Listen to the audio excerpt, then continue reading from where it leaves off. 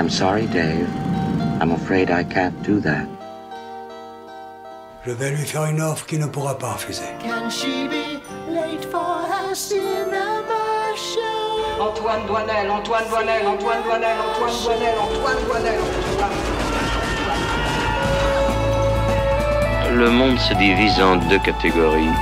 Ceux qui ont un pistolet chargé et ceux qui creusent. Toi, tu creuses.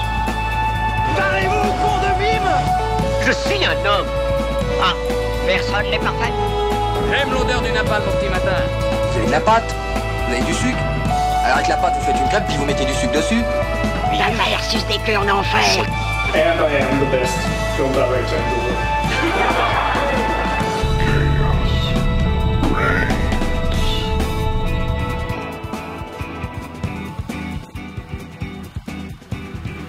Bonsoir et bienvenue dans votre émission 100% cinéma sur Radio Campus Montpellier, The Cinema Show.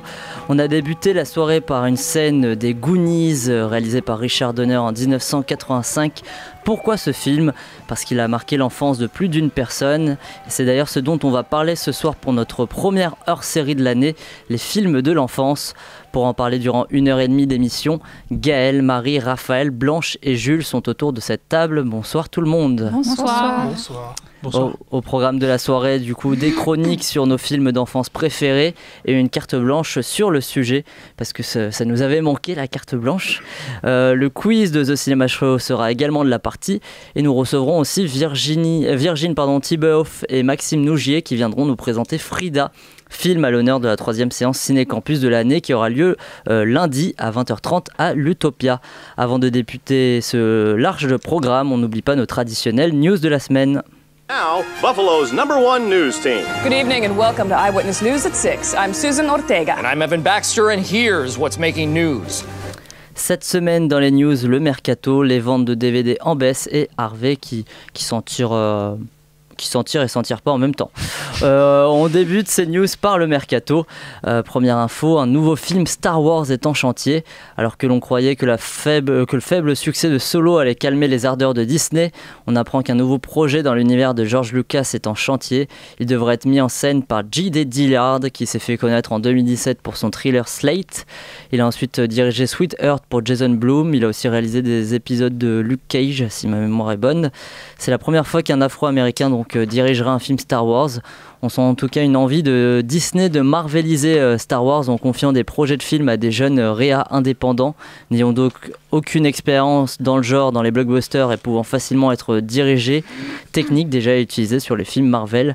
Des réactions sur ce film Star Wars. Je pensais que c'était une femme qui devait réaliser le prochain Star Wars. Mais il y a plusieurs projets si ma mémoire est bonne, mais en tout cas celui-là c'est celui qui a l'air d'être le... Ils ont 10 000 films en préparation. Ouais, d'être celui qui va se faire en premier. Bah, bon. C'est cool que ce soit un Afro-Américain en tout cas. Yes. Deuxième news mercato et on peut crier Cocorico. Omar Sy a confirmé que son personnage de Barry serait de retour dans Jurassic World 3. Colin Trevorrow, qui reprend les manettes de ce 3e épisode, n'a donc pas fini de sous-utiliser Omar Sy. Super. Début de tournage imminent pour une sortie française le 9 juin 2021. J'étais persuadée qu'il avait été bouffé, moi. Un dinosaure. Mort. Mais moi j'avais pas vu. Mais merci à vous. Non, c'est juste que Gia Bayona, je sais plus, Juan Antonio Bayona, donc Gia Bayona, je sais pas, il voulait partir dans une autre direction et tout. Cette trilogie ressemble un peu à celle de Star Wars. Ouais, c'est vrai. C'est un peu Rose Omar Sy. Hein ? C'est Rose Omar Sy. Oui, c'est ça, c'est le personnage de Rose dans Star Wars. Une info un peu surprenante pour terminer cette partie mercato. La productrice Margaret Ménégoz a été choisie pour devenir la nouvelle présidente par intérim de l'Académie des Césars. Merci à Marie de me l'avoir dit. À 2 jours de la cérémonie, en voilà une surprise. Des réactions là aussi ? Non. C'est bien. Oui. La cérémonie des Césars, Blanche, tu y seras ? Oui, bonsoir. Bonsoir. Donc, là, d'un coup, elle a envie de parler. Évidemment, j'ai très hâte. Tu seras habillée comme ça, c'est ça ? Tout à fait. Tu veux décrire ta tenue de gala ou pas ? Je suis en train de l'acheter. Je dépense pas trop d'argent. Survêt Décathlon. J'ai plus d'argent, je suis pauvre. Voilà. Tu fais une interview de Didier Alouche ou pas ? Ou de Laurent Veil au moins ? Oh non. Quand même. Faut qu'on file un micro. Ils ont sorti de Roman. Vraiment. Bon. Et je vais surtout profiter du cocktail et du champagne. Très bien. Elle n'y va même pas pour le cinéma. Mais non, rien à foutre. Seconde news. Allez, j'accuse. Seconde news, et celle-ci parle de notre mode de consommation des films. Selon une étude du CNC parue récemment, le marché de la vidéo, un DVD Blu-ray, aurait reculé de 10%. Ça représente un peu plus de 57 millions de DVD Blu-ray vendus pour 406 millions d'euros de chiffre d'affaires. Alors, autour de cette table, est-ce que vous achetez encore des Blu-ray ou des DVD ? J'allais dire, c'est pas à cause de nous ce recul, hein, parce que clairement, je pense qu'autour de la table, on en achète tous. Simon, lui tout seul, oui, voilà, j'allais dire bon. Détient le record. Oui, moi j'en achète. Tu en achètes ? Jamais, sauf pour l'anniversaire de Gaël. Sinon, j'en ai pas jamais, acheté depuis... mais les gens m'en achètent pour mon anniversaire. C'est hyper fort comme achat. Oui, est-ce que ça dit pas que finalement c'est que les cinéphiles qui en achètent encore, peut-être ? Donc, qui que les gens. Cinéphiles. Ouais, c'est vrai. Désolé, Marie. C'est vrai que je vois mal. Moi, je me vois mal pas être cinéphile et en acheter. Enfin, je trouve ça un peu bizarre. Oui, c'est vrai. Raphaël. En fait, ouais, ça devient une pièce de collection. Parce que niveau dans la consommation du DVD, ça sert à rien d'en acheter, quoi. Enfin, vraiment, à moins que tu veux perdre du temps. Une fois. Oui, mais voilà, c'est parce que il y a même plus de comment dire, d'endroit où tu loues les DVD. Vidéo Club, tu vois. Donc ça sert à rien. Celui où il y a des épisodes de Combini. Exactement. Ah oui, il y en a plus deux à Paris. Jean-Baptiste Toussaint, from the Click. Non mais oui, c'est clair. En fait, moi je trouve ça bien dans le sens où ça fait du matériel pour rien. Enfin franchement, c'est de la surproduction, je trouve. Mais après, ça va augmenter le prix. Il a dit, je trouve ça bien. Bah oui, je trouve ça bien. C'est qui est moins, ouais. Non, c'est bien que ça baisse. Le problème, c'est que ça va augmenter les prix. Donc voilà, mais bon. Ça a déjà augmenté, je crois, cette année d'ailleurs. On pouvait terminer ces news donc sans parler de l'une des affaires les plus marquantes de la fin des années 2010. Je veux bien évidemment parler de l'affaire Weinstein. Le procès du producteur s'est clôturé lundi. L'homme a été jugé coupable d'agression sexuelle et de viol, une peine passible de 25 ans de prison au maximum. Il a tout de même réussi à échapper à la prison à vie en étant disculpé du comportement de prédateur. Harvey Weinstein connaîtra sa peine définitive le 11 mars. Mais l'affaire risque encore de durer puisque l'avocat de Weinstein, Donna Rotuno, a annoncé qu'elle ferait appel en disant, je cite, « Le combat n'est pas terminé ». Harvey Weinstein risque encore de nous coller à la peau un petit bout de temps. Des réactions ? C'est fou. Voilà, des réactions de désespoir un petit peu. Parce que quand on viole les gens, souvent, on est quand même des non-prédateurs sexuels. C'est une logique comme ça. Je trouve ça fou de dire... Non, mais pourquoi vous n'êtes pas prédateur ? Ils ont eu la preuve qu'il n'était pas. Enfin, c'est incroyable. Et pourquoi il y a 25 ans maximum aussi ? Enfin bon, ça c'est la législation américaine. Juste l'accusation qui était retenue sur prédateur sexuel en plus, c'était prison à vie. Donc clairement, je comprends pas. Je comprends pas exactement ce qu'ils veulent dire par là. Enfin, je trouve que c'est hyper ambigu comme choix. Enfin, je sais pas. Moi, j'ai vu une vidéo parce que ça faisait plusieurs mois qu'ils faisaient exprès d'avoir des problèmes de santé pour attendrir le jury. Et j'ai vu une vidéo sur Twitter tout à l'heure où il sort, il marche très très bien. Tout va bien pour lui quand il a eu son.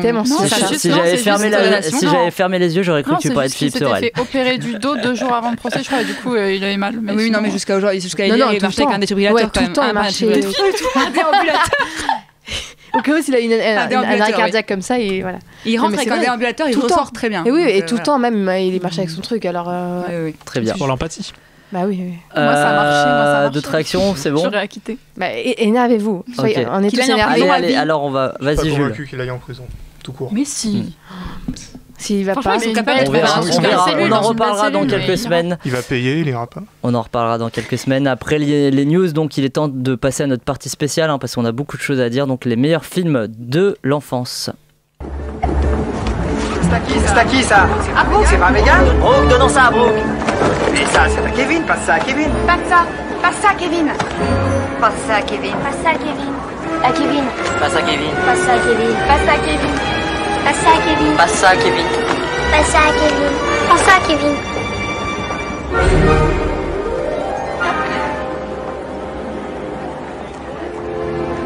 Kevin n'est pas là. Kevin n'est pas là. Kevin n'est pas là. Kevin n'est pas là. Kevin n'est pas là. Kevin n'est pas là. Kevin n'est pas là. Kevin n'est pas là. Kevin n'est pas là. Kevin n'est pas là. Quoi?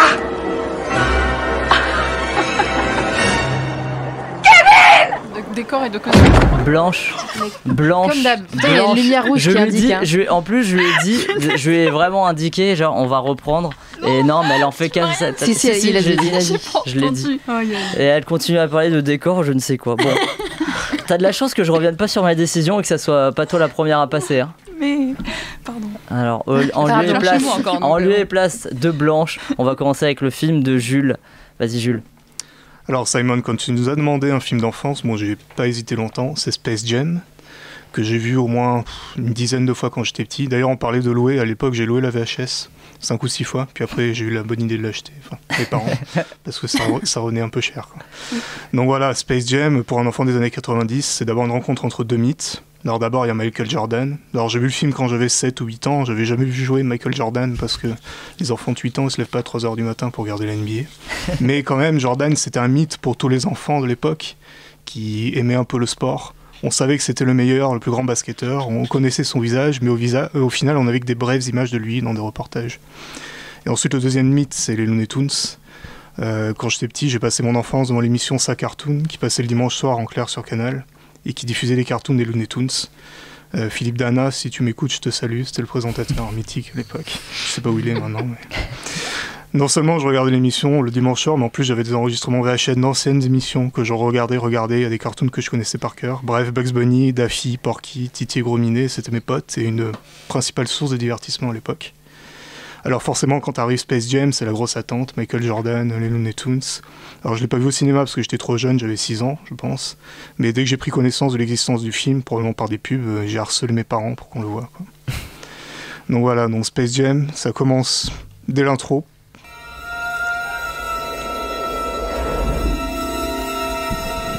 Donc là, c'est le générique. Alors on voit un gamin qui incarne Michael Jordan jeune, qui joue au basket avec son père et qui monte au panier pour marquer.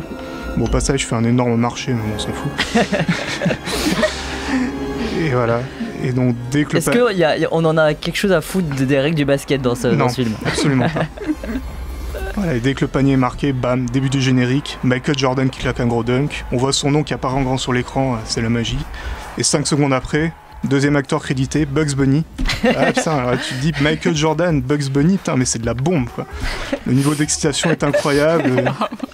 Une musique hip-hop qui ambiance bien, on voit des images de Michael Jordan défiler de sa jeunesse, des plus grands exploits sur les parquets. Bref, on est émerveillé. Ce générique, c'est vraiment quelque chose de très marquant dans ma jeunesse. Je vois que je le revois, c'est la même excitation. Voilà. Bon, ensuite, l'intrigue se met en place. Les Looney Tunes font face à des méchants extraterrestres qui veulent les asservir et qui les défient pour un match de basket. Les extraterrestres vont dans le monde réel pour voler le talent de plusieurs joueurs NBA, ils sont appelés les Monstars. Quant aux Looney Tunes, ils décident d'aller chercher Michael Jordan dans le monde réel, qui est à l'époque à la retraite, pour le convaincre de les aider. Bref, c'est totalement improbable et loufoque, mais c'est du génie, quoi. On valide. Alors on plonge un peu d'abord dans les coulisses de la NBA avec des images de vrais matchs et quelques joueurs qui se sont prêtés au jeu du film. Alors je vais pas mentir, quand j'avais 7-8 ans, je les connaissais pas, je connaissais celui de Jordan, quoi. Et dès que je me suis intéressé à la NBA quelques temps après, c'était jouissif au revisionnage. On voit Charles Barkley, Patrick Ewing, des très grands joueurs à l'époque, mais aussi Sean Bradley, Muggsy Bogues, des joueurs plutôt mineurs mais connus parce qu'ils ont la particularité d'être le plus grand et le plus petit. Bradley faisait 2m30 et Bogues 1m60, du coup c'est vraiment drôle, un effet comique de voir le grand, le petit. Donc ça c'est réussi. Quant au monde des Looney Tunes, ils sont tous là. C'est un peu le All-Star Game. Il y a Bugs Bunny, il y a Daffy, il y a Porky, il y a Titi Gros Minet, Charlie, Elmer, Sam, Pépé le putois, Bip Bip et Coyote. Bon, c'est juste génial de tous les voir. Et en plus ils introduisent un nouveau dans la bande, ou plutôt une nouvelle, à savoir Lola Bunny, qui a été créée pour le film, je crois. Enfin, c'est la première fois. La petite amie de Bugs Bunny, c'est un personnage qui est plutôt intéressant de son apport à l'intrigue. Voilà, on a aussi des plans dans l'intimité du mine, Michael Jordan, des plans dans sa baraque, sa salle de trophée, avec sa famille. Bon, tout est faux, c'est ni sa baraque, ni sa famille, c'est des acteurs, mais bon, on est un peu proche du mine, donc c'est vraiment bien de pouvoir l'approcher, quoi. Mais voilà, le rythme du film est bon, les gags sont drôles, voilà. Et arrive la scène finale avec le fameux match contre les extraterrestres. Bon, je vais spoiler, mais je pense que tout le monde s'en fout. Au début, ils se font rétamer parce que les Monstars sont beaucoup trop forts. Mais à la force de courage, Looney Tunes gagne le match grâce à un ultime panier décisif de Michael Jordan, évidemment. Bon, le déroulement du match est palpitant. La présentation des équipes façon NBA avec chaque joueur qui rentre l'un après l'autre sous l'ovation, bon, sauf Daffy, la victime, et jusqu'à la fin du match. Avec notamment une scène mythique. Bien, alors on va la massacrer, cette bande de martiens, hein? D'accord. Après un temps mort, la musique qui démarre. Voilà, puis là ça part n'importe comment, un alley-oop de Bugs Bunny pour Jordan, Bud Porky qui claque un dunk, Sam le pirate et Mar le chasseur qui tire avec leur fusil avec un hommage à Pulp Fiction, le coyote qui fait tout exploser avec de la dynamite, bon voilà, tout ce qu'on voit dans tous les cartoons, remis dans une scène. Et tout ça sous la très bonne musique d'ambiance, Get Ready for This de Twin Limited, qui électrise parfaitement le tout. Donc ça aussi, c'est comme le générique, c'est une scène qui a marqué mon enfance, c'est vraiment électrisant et ça a aussi marqué l'enfance de beaucoup de monde, parce que quand je lis les commentaires sur YouTube, sous la scène, tout le monde dit « Ah ouais, c'est la meilleure scène de mon enfance, machin ». Donc je suis pas tout seul. Donc voilà, ce film, c'est du fun en barre, Même au revisionnage, après une deuxième lecture, quand on connaît la NBA, parce que comme j'ai dit, on voit les joueurs, on voit aussi Charles Barkley qui fait du golf, Jordan à la retraite qui joue au baseball, ça c'est des trucs marquants pour un fan d'NBA. Et des références à des films comme Pulp Fiction, ou alors l'apparition improbable de Bill Murray à la fin. Bon, je veux bien dire, quand j'avais 7 ans, je l'ai pas calculé, Bill Murray, mais après, c'est marrant de voir Bill Murray contre le roi. Voilà, et pourtant le film est plein de défauts. L'intégration des Toons dans le réel niveau graphique, je trouvais que c'était vraiment moche. Genre Roger Rabbit c'était beaucoup mieux alors que c'est plus vieux quoi. Et aussi Michael Jordan est un acteur absolument atroce. Mais on s'en fout, c'est le meilleur. Je trouve qu'il est vachement rattrapé en VF d'ailleurs. Ouais. Je crois qu'il joue mieux. Il est vraiment c'est un comédien quoi. Ouais. Thierry Desroses qui le double. Autour de la table, Space Jam. Moi, j'ai vu que la bande-annonce, du coup, c'est dans ma cassette de Flubber. C'est pas mal. Moi, j'ai vu la bande-annonce et le film. Et alors, le film, Gaël? C'est un film d'enfance aussi. Hein. C'est très nul, mais très bien à la fois. Voilà, tu n'as pas parlé de la mythique musique du pédophile de R. Kelly. Ah oui. Je me suis dit, je vais pas mettre I Believe I Can Fly, parce que si je passe du R. Kelly dans l'émission, ça va pas être terrible. Quoi.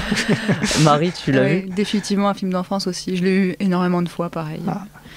Voilà quoi. Raph? Non, Raph, tu ne l'as pas vu. C'est vrai que tu n'as pas vu Space Jam. Autant Blanche, je comprends qu'elle n'ait pas vu parce qu'elle n'a vu que du Woody Allen quand elle était petite. C'est vrai. Mais là, il y a autant Raphaël. Et moi, j'ai entendu parler de ce film la première fois, j'avais 17 ans, je pense. J'avais jamais entendu parler de ce film. Je trouve ça incroyable. Jamais. Pour moi, je sais pas c'était pourquoi. genre presque une fois par semaine. Il y avait une occasion d'en parler, il y avait un truc. On n'a pas les mêmes enfants. Soit mon frère le voyait, soit moi, soit voilà, il y avait un truc quoi. Non, Space Jam, moi j'adore énormément. C'est un super film. Alors, en plus, ça met en avant le fait que quand tu te dopes, t'arrives à gagner des matchs après. Oui, je pense que ça met en avant pas mal de mauvaises valeurs. Quand je repense à justement comment elle s'appelle la meuf de la Bonnie. Ah, de la Bonnie. Oui, qui est rajoutée. J'y repense avec pas la même impression. Le même regard finalement. Voilà, pas le même regard. Très bien. Merci beaucoup, Jules. On parlait de Blanche qui ne connaît que Space Jam grâce à Flubber. J'aurais pu parler de Flubber. J'aurais pu parler. Cette scène du petit déjeuner. Incroyable. Non mais tu aurais pu en parler, t'en parles pas. Oui, mais c'est Robin Williams qui crée une petite créature verte. C'est Weebo, en Flubber. C'est Weebo le truc qui vole. Blanche voulait nous parler d'un autre film, un film beaucoup plus marquant dans la cinéphilie de beaucoup de gens. Allez, vas-y Blanche. Allez, vas-y. Mais c'est juste que moi je suis un peu dans l'élite. Voilà. Pas avec Gaël. Non, moi je l'ai vu, mais je parlais de Hot qui est. Vous avez déjà spoilé avec l'affiche direct. Moi j'avais fait une petite intro genre mais de quel film parle-t-elle?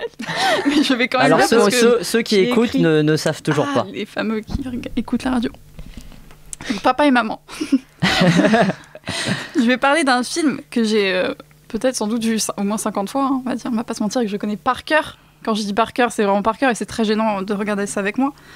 Et que mes parents avaient enregistré sur une petite cassette. Ils l'avaient enregistré à la télé et puis après ils avaient collé un petit titre sur la cassette, vous voyez. Wow. Et donc le magnétoscope tournait en boucle avec la cassette, quoi.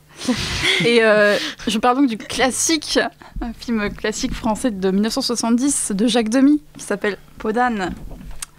Voilà. J'ai eu un enthousiasme fou autour de la table quand tu l'as dit. Vous l'avez tous vu? Non. Moi, oui. Si, mais... Waouh, je suis trop contente. Enfin, je suis trop contente, je suis très triste en même temps en fait. Mais un film qui, pour être adoré, je pense, comme je l'adore, doit être vu quand on a environ 7 ans. Donc je pense que c'est un peu mort pour vous. Et qui doit être ensuite revu 30 fois à peu près. Et là, vous allez l'adorer en fait. C'est la recette. C'est 30 fois avant de l'adorer parce que... Non, bien sûr que non, mais finalement, non, voilà. Juste le revoir à 7 ans 30 fois et puis après c'est bon. D'accord.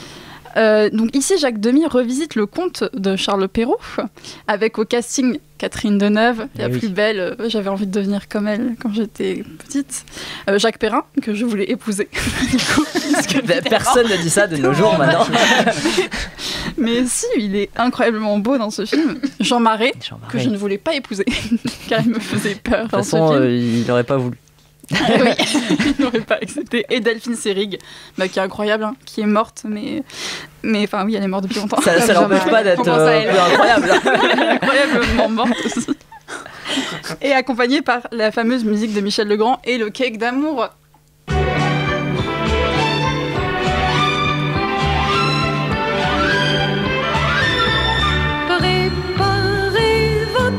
Préparez votre pâte dans une jatte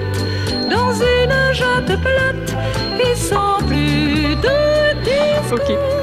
La musique de Michel Legrand et des chansons en fait que j'écoute encore aujourd'hui dans mes playlists Spotify.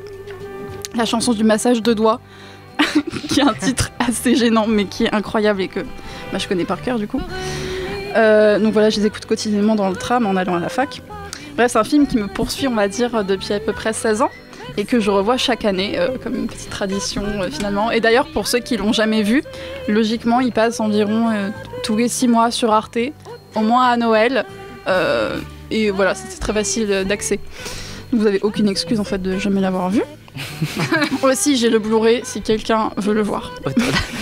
Il y a des auditeurs qui appellent pour le Blu-ray de Si vous Blanche. voulez mon Blu-ray, je l'ai. Je vous le prête avec joie. J'ai aussi la cassette du coup, mais bon, non, je l'ai plus. Bref, bref, je voulais dire quoi sur ce film ? Ah oui, mais par contre, oui, j'ai toujours peur en fait de montrer ce classique à des gens que je connais, à mes proches, quand ils l'ont jamais vu, parce que même si je l'adore et que j'ai des goûts incroyables, et que franchement, dès que j'aime un truc, c'est que c'est génial, ce film est très spécial. Et certains, donc, ils voient quelque chose de très kitsch avec des décors et des costumes très fournis. Ça peut être insupportable, des chansons. Il y a plein de gens qui n'aiment pas les films musicaux, et là, c'est un film musical, donc plein de gens qui vont détester ça. Mais c'est ça qui est génial, en fait, c'est que Jacques Demy a tellement su rendre ce conte pour enfants.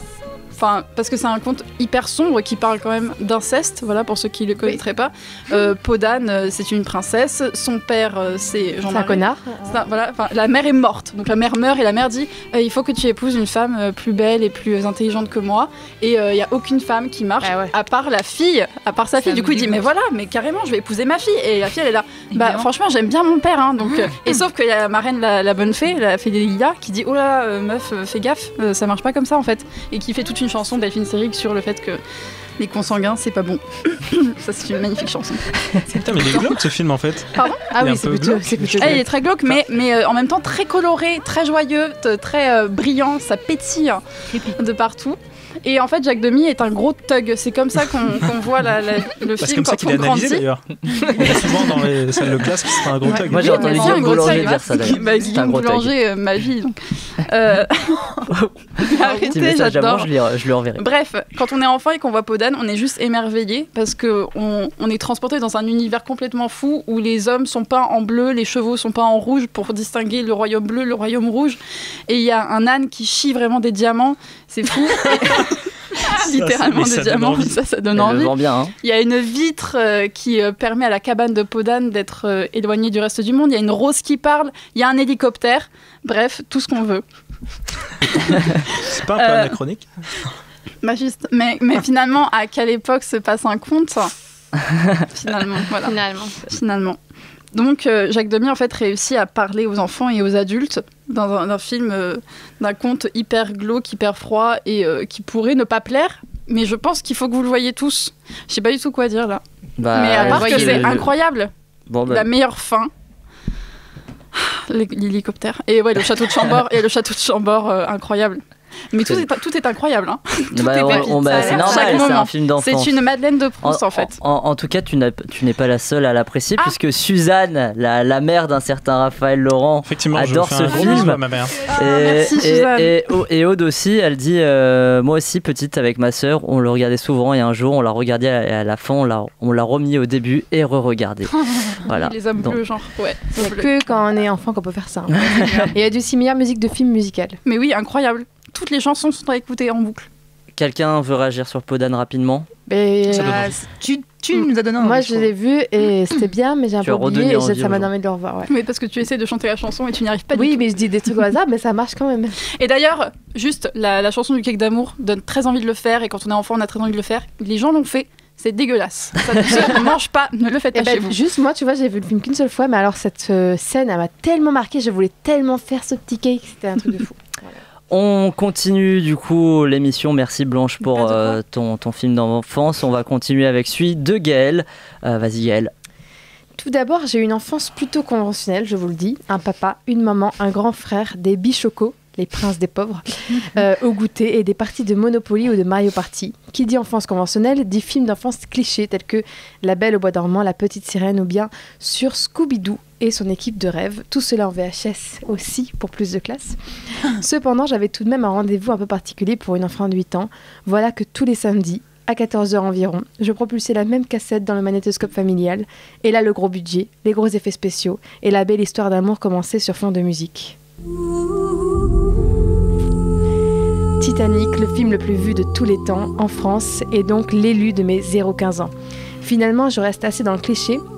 Les Français et Françaises ont toutes vu mon film. Après, le regardaient-ils une fois par semaine ? Je ne pense pas. Titanic, c'était un peu un ami imaginaire pour moi. Étant une petite fille trop active, le moment du week-end était semé d'embûches. Que faire le samedi, une fois que KD2A était fini et en attendant le retour de ma véritable meilleure amie, ma mère, à 17h20. J'avais trouvé la solution. Regardez un film de 3h15. Aujourd'hui, la moi de 25 ans applaudit la Benjamine de l'époque qui aurait peut-être pu voir le dernier Scorsese sur Netflix si elle en avait eu l'occasion. Bref, me voilà un samedi, télécommande en main, sur le canapé familial, en train de regarder Jack tenter le tout pour le tout aux cartes contre Sven et Olaf. Ne vous méprenez pas les Sven et Olaf de la Reine des Neiges. DiCaprio peut partir en Amérique et je suis heureuse pour lui. De l'autre côté, j'admire Kate Winslet, la femme la plus incroyable qui m'a été donnée de voir, partir elle aussi, mais semble-t-il beaucoup moins heureuse. Mais ce qui est bien quand vous avez vu un film 50, 100 ou 150 fois, c'est que vous avez hâte de revoir Rose toute vieille qui retrouve son dessin, hâte de la rencontre sur le bateau, le concours de crachat dans l'océan, le moment de ce fameux dessin, la danse populaire. Moins hâte par contre, après 1h30 de film, le travelling vers les deux matelots qui disent à chaque visionnage une phrase que je déteste. Un iceberg droit devant! Et là commençait le cauchemar. Un cauchemar pourtant consenti hebdomadairement. L'injustice des riches et des pauvres pour monter dans les canots de sauvetage. L'eau qui arrive de partout. Le méchant du film qui menotte mon héros Jack. Rien qu'à en parler, ça me met en grogne. Après la colère, vient les pleurs. Je n'oublierai jamais le moment précis qui n'inondait plus le bateau, mais mon visage d'eau salée. Et cela non pas jusqu'à la fin du film, mais bien 15 minutes après le rembobinage de la VHS. Ce moment, c'est un cadrage. Rose est filmée en plongée, de 3/4, en plan rapproché poitrine, dans un canot de sauvetage. Elle regarde Jack. Elle est désemparée. Heureusement, certains diront que si elle n'avait pas quitté le canot, Jack aurait pu survivre sur la planche tout seul. Enfin, heureusement pour le drama du film, Rose ne reste pas dans le canot. Après, tout le monde sait ce qui se passe, non ? C'est quoi la fin ? Le bateau est cool. On la revoit vieille. Il meurt. Jack qui part dans l'eau. Enfin, vous vous êtes fait avoir. On oublie trop souvent que le couple se retrouve. Oui, il se retrouve après la mort de Rose. C'est ça la fin. Ils se retrouvent. Ils ont l'air vivants. Je l'ai vu qu'une fois. Eh ben oui, ils se retrouvent dans le bateau, comme au bon vieux temps. Si c'est le paradis, alors ça allait que pour eux, parce qu'on trouve également dans ce bateau les portiers et les femmes de ménage en fonction. Peut-être le paradis des riches, qui sait. Enfin voilà, un film qui aura marqué mon enfance, ma cinéphilie et ma sensibilité. Un film qui m'aura tenu compagnie tous les samedis après-midi, en attendant d'avoir de vrais amis et l'émission The Cinema Show pour m'occuper un peu, du moins le mercredi. Je salue James Cameron, dont je me fichais du nom à l'époque, et big up à Céline qui m'a bouleversée. Merci aux 800 employés sur la production du film et aux milliers de figurants. Et surtout merci à Leonardo et merci à Kate. Vous êtes de super amis imaginaires. La prochaine fois, essayez juste de ne pas me faire tenir la chandelle pendant 3h15, s'il vous plaît. Et tu remercies même pas Billy Zane. Bon, c'est le méchant. Ah non, j'ai dit le méchant à un moment. Moi, c'est un film que, du coup, je le voyais souvent comme toi, pas autant que toi, mais pourtant, j'en ai vraiment plus aucun souvenir. Mais attends, c'est incroyable. Je l'ai vu, je sais pas, jusqu'en 2001-2002 hyper régulièrement et depuis j'ai complètement oublié à part quelques images, mais voilà. J'imagine qu'autour de la table tout le monde l'a vu. Oui. Est-ce que des fois tu le regardais, parce que des fois j'ai ça avec des films que j'ai déjà vus, t'avais envie de voir une fin, enfin un truc différent. Tu sais qu'il n'y a pas d'iceberg. Ah non, mais à chaque fois. Mais sauf que ça arrive vraiment. Là quand j'ai vu les extraits pour dire quand ça arrive à 1h30 du film. Et c'est vrai. Et tu te dis mais quand même je me faisais souffrir pendant une heure et demie restante. Même 1h45 restante. Ouais, c'est ça. Je ne sais pas. Marie. Moi, pareil, je l'ai vu énormément de fois. Je pense à chaque Noël, il passait à la télé, du coup, je le regardais. Et à chaque fois, c'était, je finissais en sanglots, c'était des larmes. Je pense que c'est un film qui a beaucoup, beaucoup marqué, qui marque encore les gens. D'autres réactions sur Titanic? Moi, quand je le regarde, très rarement, et qu'il passe à la télé, je le regarde et je m'arrête quand l'eau infiltre la salle des machines. Ah d'accord. Voilà, tu regardes jamais la fin en fait. Sinon tu pleures à chaque Non fois. mais parce que je vais mourir. La scène, la pire scène, c'est la mère qui essaye d'endormir ses enfants, qui leur chante une berceuse alors que l'eau monte parce qu'on sait qu'ils vont tous mourir dans leur petite cabine. Ouais, Aude dit en commentaire que Gaëlle, petite, elle aurait adoré An Elephant Sitting Still. Oui. C'est un film qui dure 4 heures. C'est vrai que t'avais une patience incroyable. Parce que la plupart des films pour enfants, en tout cas, c'est pas un film pour enfants, mais c'est des films courts, quoi. Ouais, mais écoute, je voulais occuper mon temps, voilà, comme je pouvais. D'autres réactions, on passe à la suite. Oui. Ouais, on passe à la suite et on va retourner en NBA avec Raphaël et son film. Un film de mec, quoi. Non, pas oui. douceur. Oui, c'est vrai. Vas-y, Raph. Alors oui, je vais parler de Magic Basket, réalisé par John Schultz en 2002. Alors c'est le film peut-être le plus récent qui a été choisi. Non, je sais pas mal, ça date de quand. Quelle année t'as dit? 2002. Ah non, t'as raison. Non, c'est le mien aussi est de 2002. Ah, bon. Quel mois? Non, c'était pour dire qu'en fait, on parle d'enfance et tout ça. Moi, je pense que c'est plutôt vers la fin de l'enfance que je l'ai découvert. C'était un DVD. Pour vous dire, c'était l'un des premiers et tout ça. Et je l'ai beaucoup regardé. Et les DVD ne rayaient pas à l'époque. Donc voilà, non, je rigole. Non, donc forcément, quand avec Cyber, on a eu l'idée de ce sujet-là, j'ai choisi ce film puisque c'est le film que j'avais vu le plus de fois certainement, et je choisis celui aussi qui m'est le plus ancré en la mémoire, et j'ai l'impression que c'est un film à moi, un film à moi et mon frère peut-être. Donc voilà, on écoute un morceau. They're playing basketball all around the world. To the beach, y'all. Let's go. All around the world. Y'all know this is so that. Merci à Jermaine Dupri, qu'on a tous oublié, qui produit la musique. Alors, moi, ça me permet aussi de parler avant tout du coup de la précocité du rappeur et de l'acteur. Donc, c'est Lil Bobo qui chante derrière ce morceau. Alors il est chanteur star plus qu'acteur, star car il a commencé sa carrière, infant star pardon, puisqu'il a commencé sa carrière à 12 ans vraiment, mais il a été découvert à 6 ans dans une émission de télé, donc sous le doux nom de Lil Gangster, donc à 6 ans. Un certain Snoop Dogg lui a proposé donc de partir en tournée avec Dr. Dre sur le The Chronic, mais très peu pour sa maman, donc on la comprend. Elle lui accordera tout de même la liberté de se lancer dans la carrière musicale qu'il aura plus tard à 11 ans pour écrire son premier album à 12 ans, donc en compagnie de Snoop Dogg, ce qui fait de lui le plus jeune artiste d'ailleurs à avoir un disque de platine. Bref, le film, à l'époque où je regardais Magic Basket en DVD avec mon frère, au moins une dizaine de fois par an, pas autant que vous, j'ai l'impression, moi j'étais un peu moins à regarder comme ça les films, mais j'aimais pas trop le cinéma en fait. J'étais un peu fan par ricochet de Retour vers le futur, Mulan. J'avais pas vu de Star Wars, très peu de Disney et encore moins de Seigneur des Anneaux. Je n'aimais pas donc découvrir les nouveaux films au cinéma, sauf s'il y avait un sorcier à lunettes dedans. Alors en réalité, j'avais la chance d'avoir un abonnement à Disney Channel, un must-have des années 2000. Gaël, tu sais. Moi, je l'ai eu quand c'était gratuit, donc je sais pas, mais. Je pensais que tu l'avais un peu. Je suis là-dedans. Moi, c'était KD2A, mais. C'était ceux qui étaient riches qui avaient Disney, comme nous deux. Exactement. Donc pour regarder les séries et les films aussi Disney Live, ou encore des films colombiens, donc comme Stuart Little qui passait régulièrement sur la chaîne, avec donc la voix d'Antoine Decaune en souris, et surtout Jonathan Lipnicki, donc le petit blond à lunettes de référence et enfant star des années 2000. Et comme j'étais un petit blond à lunettes, l'identification était parfaite. Je regardais tous ces films, c'est-à-dire 4. Vampire, le truc avec les vampires. Ouais, petit vampire. Stuart Little 1, Stuart Little 2, le petit vampire et Magic Basket, donc, dans lequel il joue le meilleur pote de Lil Bobo, donc qui s'appelle Murph. Alors Magic Basket justement est agrémenté d'un casting qui a imprimé mon cerveau d'une sympathie toute particulière pour le casting après dans leur carrière. Donc Brenda Song qui joue dans The Social Network et surtout dans la série La vie de palace de Zack et Cody, mais encore Jesse Plemons qui a un petit rôle de bully en quête de rédemption. Gros rôle quand même. Oui, mais ouais, ça va quand même. Oui, c'est vrai que c'est pas mal, mais c'est l'adversaire. C'est un peu en dessous de Murph qui a non plus le second rôle. Donc voilà, qui est aussi un acteur qu'on verra plus tard. C'est l'un des rares qui a vraiment percé, on va dire, parce que même Brenda Song, elle a pas fait grand chose après.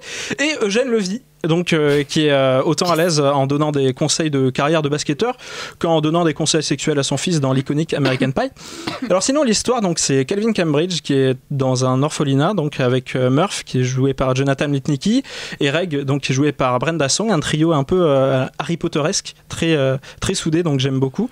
Mais comme ils n'ont pas d'argent, Crispin Glover, le grand méchant du film, leur demande de vendre des barres de chocolat aux supporters qui sortent du match des Knights, équipe de basket dans la galère. Alors c'est une équipe de basket fictive, évidemment, je le savais quand je regardais le film, pas du tout. J'ai été très déçu en apprenant qu'elle n'existait pas. Comment ? Tu voulais acheter le maillot là. Exactement, mais je pense le maillot, je pense qu'il va exister. Comme le maillot d'un Space Jam que tu trouves et tout maintenant. Ouais. Donc un jour, Calvin va récupérer un don de chaussures qui sont en fait les Nike d'un certain chauve qui fait du basket, donc qui s'appelle MJ. Alors ça ne signifie pas Montreuil-Junier, l'équipe de basket de Montreuil, mais bien sûr Michael Jordan. Les dites Nike vont être frappées par la foudre, libérant ainsi un pouvoir. Et dès que Calvin Cambridge les mettra, il aura un Kobe Bryant dans chaque pied. Donc voilà, c'est assez émouvant et on voit des scènes aussi d'action. Yes. Quoi ? Non, mais à mort dans chaque pied, ça va très bien. Mais non, mais parce qu'il parle de Kobe Bryant dans le film, voilà. Marie a été choquée d'ailleurs, on l'a regardé hier. En fait, j'avais pas compris qu'il était si vieux, Kobe Bryant, dans le film. Il se parle déjà de Kobe Bryant. Ah oui, c'est 2002 en plus, donc c'est pas non plus si vieux. Et puis dans le film d'ailleurs, en VF, ils disent Kobe. Voilà. Oui. Donc voilà, c'est assez triste. La consécration donc viendra le saisir quand il fera un face-à-face contre Tracy Reynolds, donc la star des Knights, et il va donc l'humilier devant un stade plein à craquer, ce qui va pousser le flegmatique Eugene Levy à le mettre titulaire dans l'équipe des Knights, vivre avec eux, mais surtout Tracy donc va devenir le père de substitution pour un énième personnage orphelin dans un film pour enfants. Alors sauf que le directeur de l'orphelinat voudra se faire de l'argent sur son dos. Donc voilà, c'est toute l'histoire du film, je vais pas non plus vous révéler parce que qui l'a vu autour de moi, bien sûr. Moi évidemment. En fait, comme toi, je pensais quand j'étais petit que c'était le film de mes frères et moi, quoi, parce qu'il y a que nous qui l'avions vu. Tu vois. C'est vrai que peu de gens disaient. J'étais très étonné. Super égocentrique. J'étais très étonné que tu le connaisses et que tu choisisses ce film, tu vois. Ah oui, non, mais c'est pour ça, parce que j'en parlais avec personne. Enfin, et même les films en fait d'animation que je regardais, mon frère les regardait pas, donc c'était vraiment un film que je regardais avec mon frère. Alors évidemment, on est sur un cinéma assez gentil, on est sur un conteur de 6 crétins et un va te faire adopter, donc c'est très gentil. On va aussi dans ce film plonger la tête la première dans le monde de la NBA, donc ça c'est assez cool. Donc pour les petits Européens qu'on était, c'était vraiment une nouveauté. Alors Magic Basket ou Tout comme Mike en version québécoise propose aussi donc des scènes de rap, d'amitié et de vengeance sur trottinette qui donnent une réelle personnalité au film, je trouve. Et aussi donc le fameux Crispin Glover et son cool que j'adore dans le film. Ouais, des petites comme ça, des petits doublages, parce que bon, c'est des films qu'on regardait jamais en VO évidemment. Et je ne le ferai jamais. Je sais pas si toi Titanic, est-ce que tu l'as vu en VO ? Oui, parce que non. Non. Est-ce que c'est une non, je l'avais revu au cinéma, mais en fait c'était pas du tout un cinéma. Moi, Méchant menteur là, dont je vais parler après, je l'ai revu en VO. Ça fait mal, hein. Mais en vrai, Titanic, je pense que ça va en VO parce que c'était tellement un film sérieux. Ouais, c'est vrai. Oui, c'est vrai. Et Podane, pareil. En Podane, c'est bien en VO, par contre, c'est important. Ouais. Alors, pardon. Pour finir donc sur le film, comme vous l'avez pu le remarquer avec la présentation au début de Lil Bobo, Magic Basket est un peu une mise en abîme de sa carrière rap, donc puisqu'il était un peu dans le monde des grands assez tôt. Alors sinon, pour parler cinéma, naturellement, il y a une mise en scène naturaliste et romantique à la mutuelle, évidemment. Absolument pas. Donc c'est rythmé, efficace et fun. Le réalisateur a une carrière assez nulle, on va dire, parce qu'il a fait des films de Noël, voilà, genre de truc, tu vois, qui passent sur M6. Mais il a quand même fait le making-of de Jurassic Park. Donc voilà, c'est un making-of certainement de qualité. C'est un métier. Voilà, c'est un métier. Mais c'est super, le making-of. Eh oui, vous l'avez compris, donc plus qu'un film débordant de joie, d'un propos touchant sur la paternité, Magic Basket évoque aussi la vie de star. Comme souvent, la célébrité, la vie de star, ça fascine souvent les enfants. Donc faire un film dessus, c'est assez logique. Donc pas de critique de médias dans celui-ci, mais un retour plutôt aux sources.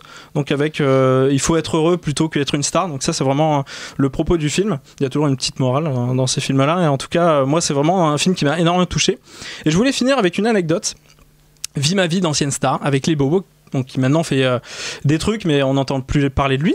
Alors le jeune rappeur, maintenant trentenaire, découvert dans Magic Basket, donc a fait un truc en 2017. Lil Bobo donc devait partir pour New York. Du coup, il poste sur Instagram une petite photo de son jet privé sur le tarmac avec une petite Mercedes à côté et un van et tout. Sauf que dans la même journée, un fan qui allait donc prendre l'avion pour New York aussi avait la surprise de voir à côté de lui Lil Bobo en classe éco. Donc un vol plus ou moins banal finalement. Donc il s'est un peu inventé une vie. En gros, Lil Bobo donc a lancé sans le vouloir, un challenge qui s'appelle le Bobo Challenge. Je sais pas si tu connais, Simon. Non, j'ai pas su. Donc le Bobo Challenge, donc qui consiste à faire croire qu'on a une vie de rêve. Et donc on a eu par exemple un gars qui s'est posé avec un LeBron James alors que c'était un inconnu dans la rue. Ou encore le plus drôle, 50 Cent, qui a réagi à ce hashtag en posant des photos du coup de sa Range Rover. Sauf qu'en fait, c'était une miniature et donc il avait dans la douche une petite miniature pour dire regarde, je lave ma Range Rover.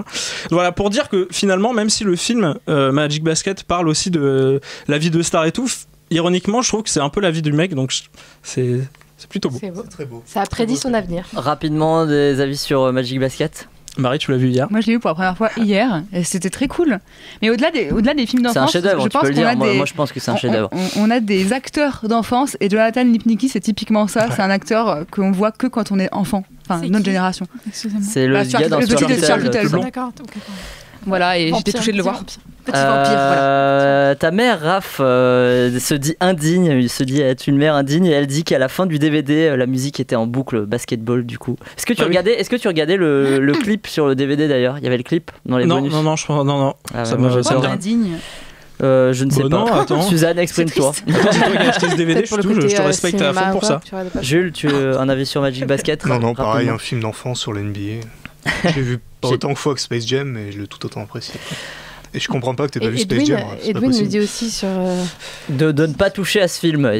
Voilà. Que c'est notre film à nous, Edwin, il dit. Et que c'est une des meilleures filmographies, du coup, comment il s'appelle le petit Jonathan Lipnicki. Ouais, voilà. il a bien rigolé à ça, lui aussi. Marie, à toi, pour ton film d'enfance. Absolument. Et j'aurais aimé que l'histoire sans fin soit un de mes films d'enfance, juste pour le plaisir de vous passer ceci.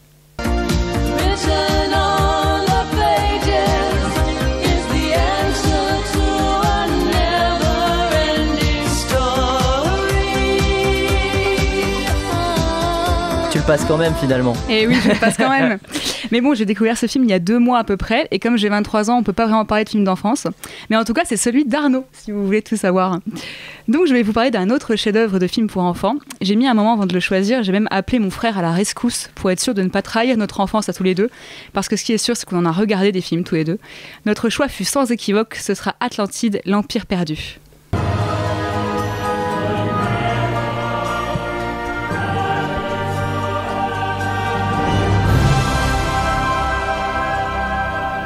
Et là, vous vous dites que je n'ai pas été originale car c'est un Disney et que tout le monde a été bercé par les Disney. Eh bien déjà oui, les Disney ont quand même posé les bases de ma cinéphilie, on peut se le dire. Et puis je vous répondrai qu'Atlantide, c'est quand même le moins Disney de tous les Disney. Et rien que pour ça, ça vaut le coup d'œil. Réalisé par Gary Trousdale et Kirk Wise en 2001, le film raconte l'histoire d'un jeune historien qui, se retrouvant en possession d'un manuscrit dévoilant l'emplacement exact de la légendaire cité perdue de l'Atlantide, se retrouve embarqué avec une équipe de bras cassés dans la plus grande exploration jamais menée jusqu'alors. Déjà, on peut dire que le synopsis donne envie. Mais à sa sortie, le film ne remporte pas le succès escompté, stoppant alors les projets de séries et d'attractions liés à l'Atlantide. Et ce petit flop, on ne le doit pas à l'histoire qui est excellente ou à la réalisation qui est très belle. Ce qu'il y a, c'est qu'Atlantide, l'Empire perdu, fait trop adulte. En tout cas, ce sont les raisons qui sont invoquées à l'époque. Un discours pour les adultes et pas de chanson, faut le noter, mais une animation pour les enfants. Le film n'a pas trouvé son public et c'est bien dommage parce qu'il a vraiment tout pour plaire. Déjà, Cocorico, les réalisateurs se sont largement inspirés de l'œuvre de Jules Verne pour réaliser le film. Ensuite, le casting. En version originale, rien de moins que Michael J. Fox, notre Marty McFly, pour prêter sa voix au héros Milo Fatch, mais aussi Chris Summer pour doubler la princesse badass Kida, qui a fait les voix d'à peu près tous les dessins animés de notre enfance, les Razmouket, Inspecteur Gadget, Clifford, et même Leonard Nimoy, aka Capitaine Spock, en roi de l'Atlantide. D'ailleurs, petite anecdote, sachez que l'inventeur de la langue des Atlantes dans le film n'est autre que le linguiste Marc Cochran, le créateur du Klingon. Le doublage français n'est pas en reste, on a Jean Reno dans la peau du spécialiste dynamite Enzo. Vous avez vu la taille de cette colonne? Ça fait 600-700 mètres de haut au moins. Ça a dû prendre des centaines, qu'est-ce que je dis moi, des milliers d'années pour la construire. Vous allez entendre là. J'ai construit un pont. Qu'est-ce que ça m'a pris? Quoi? 10 secondes. 11 à tout péter. Patrick Timsit dans le rôle du Français qui creuse et qui avait déjà prédit le Brexit. Vous avez perturbé la Terre. Je vous demande pardon. Vous avez perturbé la Terre de toute la planète, l'équilibre séculaire. C'est une catastrophe. Il ne faut pas mélanger l'Angleterre et la France. Et évidemment, Laurence Badi pour Madame Placard, le meilleur personnage assurément. Votre attention s'il vous plaît. L'équipage dans la zone de lancement. Quant au plaisantin qui m'a fauché mon sonotone, on est tous morts de rire. De plus, la magnifique bande-son du film revient à James Newton Howard qui, comme vous l'avez entendu en début de chronique, a fait du bon travail. Et le style visuel est très particulier et dû au travail de recherche de l'auteur de comics Mike Mignola, créateur du renommé Hellboy. Si avec tout ça je ne vous ai pas convaincu de regarder le film, comment le puis-je ?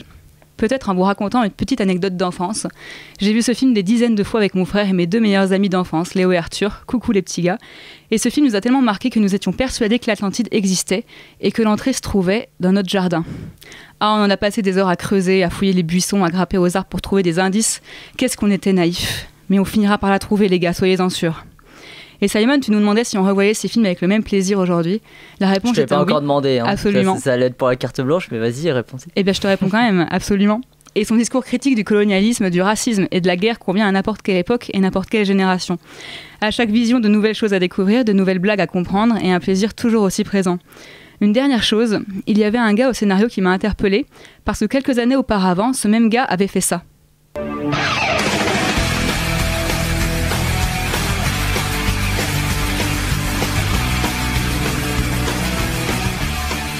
Ce gars, c'était Joss Whedon, et Buffy a certainement marqué mon enfance autant que n'importe quel film, si ce n'est plus. Comme quoi, tout est lié, rien n'est laissé au hasard. Je finirai par cette réplique de Monsieur Whitmore, le philanthrope du film. Votre grand-père avait un dicton, nos enfants se souviennent de nous par l'héritage que nous leur léguons.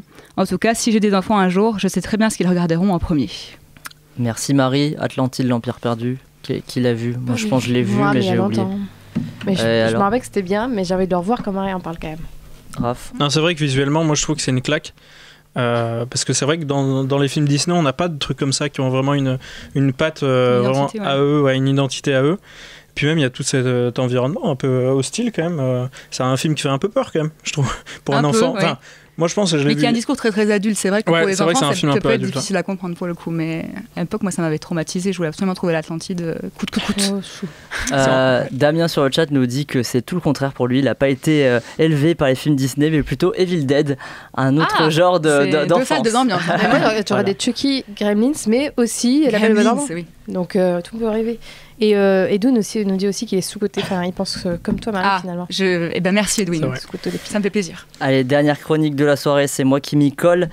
Aujourd'hui, j'ai l'honneur et la chance de vous parler d'un film de cinéphile, un vrai, un pur, pas peau d'âne, un film qui regarde droit dans les yeux, un film qui regarde droit dans les yeux le cinéma et en particulier l'industrie hollywoodienne. Je parle bien évidemment du méconnu méchant menteur Big Little Liar dans sa version originale.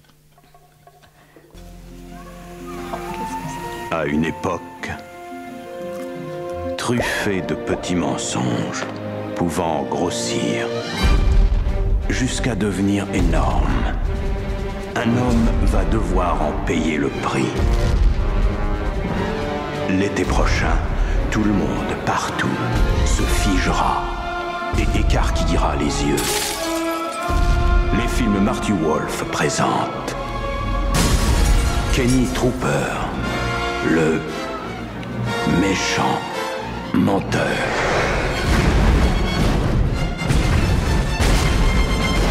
Qu'est-ce que t'en dis? Ça te tente? C'est dingue, c'est le sujet de ma disserte. Alors je le dis tout de suite, méchant menteur n'a rien à voir avec menteur. Vous savez, le film où Jim Carrey n'a plus le droit de mentir. Non, je pense que c'est juste les distributeurs français du film qui ont vu une occasion de surfer sur la vague du succès de menteur avec méchant menteur. Et est-ce que cela a marché? Pas du tout. Pourtant composé de plusieurs jeunes acteurs du moment, Amanda Bynes et surtout Frankie Muniz dans le rôle principal, avec des comédiens confirmés comme Paul Giamatti, le casting du film n'a pas permis celui-ci à s'affranchir des frontières américaines en salle. Pourtant auréolé d'un joli succès sur ses terres avec 48 millions de dollars de recettes pour 15 millions de budget, Méchant menteur fut un joli succès à tel point qu'une suite a même été réalisée en 2016, mais pas de sortie en France. Alors autant le dire tout de suite, je pense que cette suite, 14 ans plus tard, semble puer la merde. Comme vous le savez, pour faire un super film, il faut des super cascades. Et pour les super cascades, il faut une super couverture médiatique. Ça veut dire la télé, la presse, cette connerie d'internet, je veux tout. Alors qui se charge de ça? C'est moi, Jocelyne Davis, chef des relations publiques. Ah, je croyais chef des relations culinaires. Oh, je suis drôle. Je ferai en sorte que le tournage ait une bonne couverture. Super, génial. Fin de la réunion, allez bosser. De quoi ça parle, Méchant Menteur, du coup? Le film raconte l'histoire de Jason Shepard, un jeune garçon de 14 ans interprété par Frankie Muniz, qui est un menteur invétéré. Un jour, alors qu'il fonce en vélo pour rendre un devoir, la limousine de Marty Wolf, un puissant producteur hollywoodien qui vient tourner son film dans la région, renverse Jason. C'est là que l'histoire s'emballe. Je vous le jure, je dévalais la rue sur le vieux petit vélo de Jenny et une limousine m'a renversé. Ils ont offert de m'emmener, je suis monté et là ma sacoche s'est ouverte. Le devoir a dû glisser sous le siège. Qu'est-ce qui nous prouve que c'est pas un mensonge de plus? Parce que là, tout ce que je dis est vrai. Quelques mois plus tard, en plein été, Jason, au cinéma, découvre le teaser d'un film s'intitulant Méchant Menteur et produit par Marty Wolf. Le jeune homme comprend ce qui est en train de se passer. Marty Wolf a volé son idée pour en faire un blockbuster au cinéma. Afin de prouver qu'il a bien écrit le film, Jason va avoir la bonne idée de filer à Los Angeles avec sa meilleure amie, jouée par Amanda Bynes, afin de faire avouer la vérité au producteur Marty Wolf. Voilà le postulat de base de Méchant Menteur.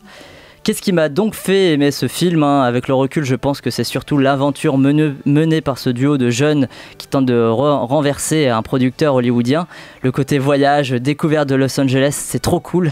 Voir les décors de cinéma, hein, le film étant tourné dans le parc d'attractions de la Universal, a dû aussi me toucher. On a envie d'être à la place de ces personnages qui vivent une grande aventure. Et reprenant l'affrontement simple, hein, enfant gentil contre adulte méchant, hein, qu'on a par exemple dans Maman j'ai raté l'avion, ce film se trouve donc être hyper efficace. Je peux vous aider. Mais pourquoi je t'ai tout le temps dans les pattes, toi? Vous avez l'air de manquer d'idées pour le script de Méchant Menteur, non? Quoi?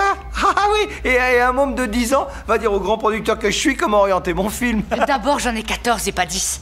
Et ensuite, j'ai inventé cette histoire. Vous me croyez pas capable de lui trouver quelques rebondissements?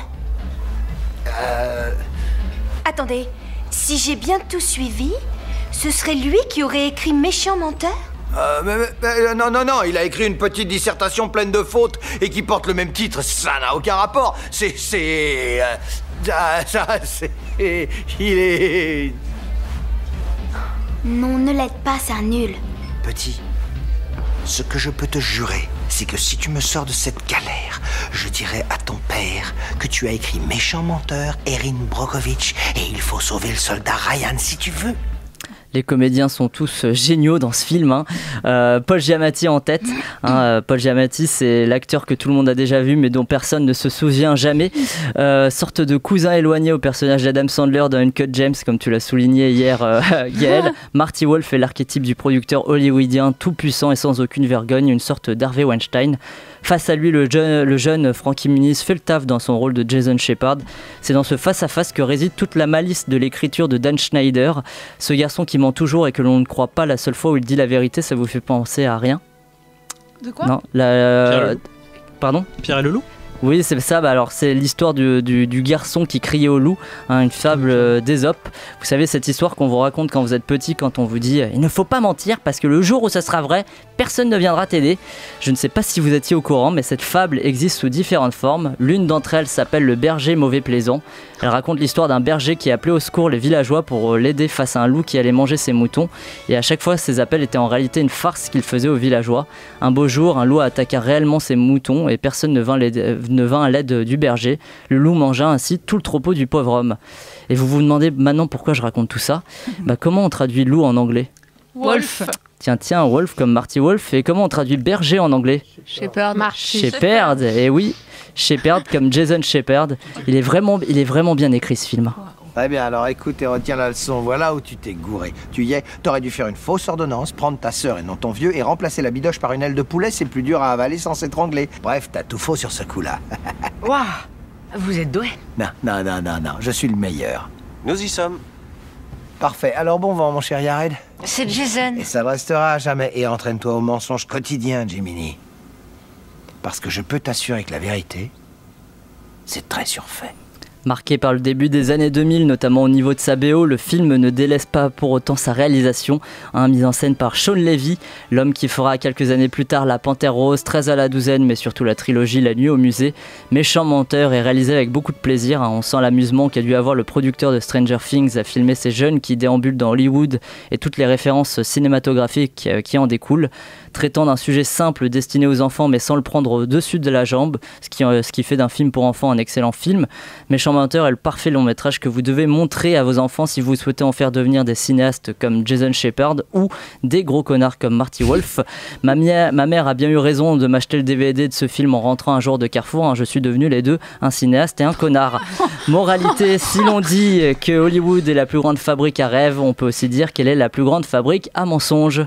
Désolé, c'est que les émotions décrites dans mon film sont si dures parfois. Et elles nous atteignent parce que elles nous touchent directement là, tout au fond du cœur.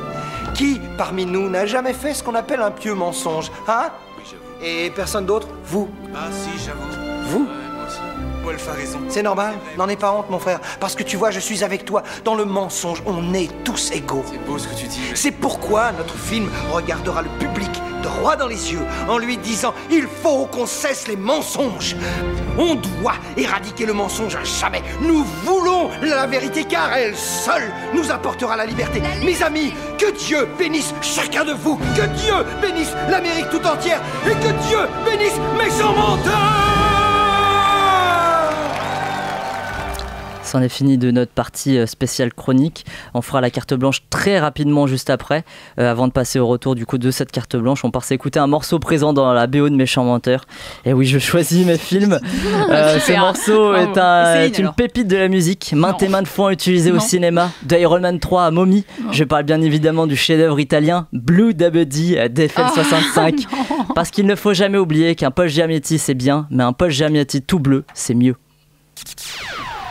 Yo, listen up, here's the story about a little guy that lives in a blue world. And all day and all night and everything he sees is just blue. Like him, inside and outside. Blue his house with a blue little window and a blue Corvette. And everything is blue for him and himself and everybody around. Cause he ain't got nobody to listen to.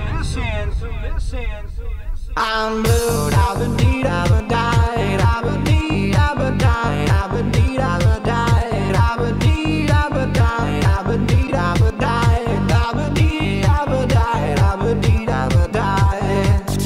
I'm blue, da-ba-dee, da-ba-die, da-ba-dee, da-ba-die, da-ba-dee, da-ba-die, da-ba-dee, da-ba-die, da-ba-dee, da-ba-die, da-ba-dee, da-ba-die, da-ba-dee.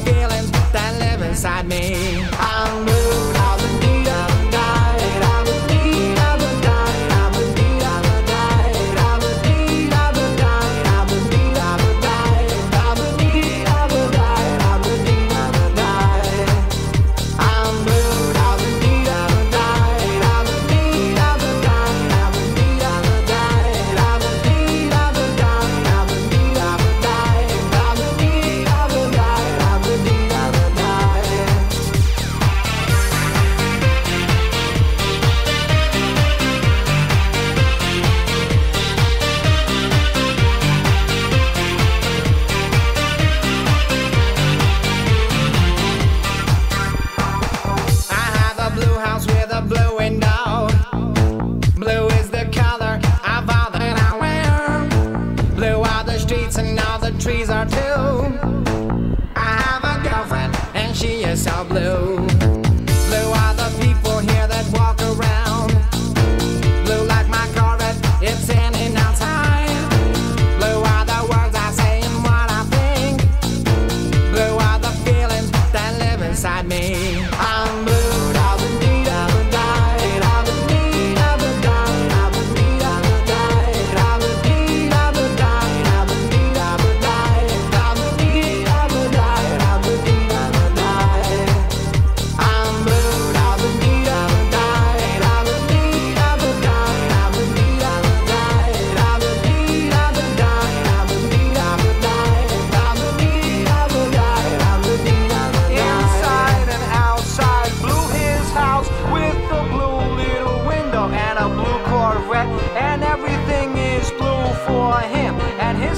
And everybody around, cause he ain't got nobody to listen.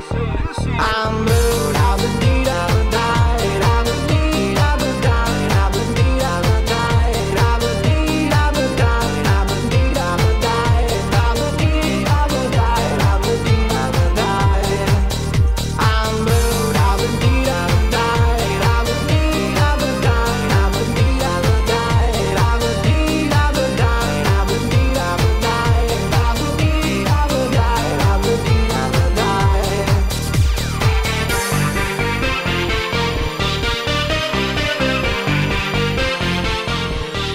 FL65 Blue Dabedi, vous l'avez tous dans la tête maintenant. On déteste. Après cette partie spéciale, il est l'heure pour notre première carte blanche de la saison.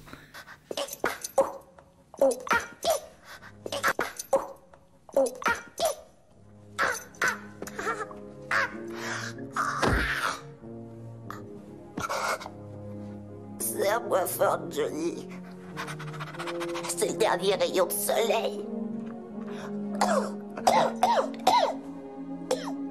Qui a dit que j'ai pensé à elle jusqu'à la fin? Dis à Chili Tim que son papa ne rentrera pas pour Noël.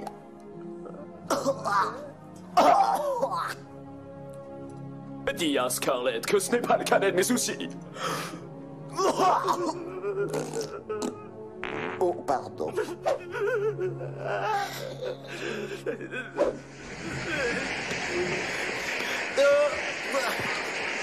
Merci à tous. Oh, chérie, vous m'aimez, chérie.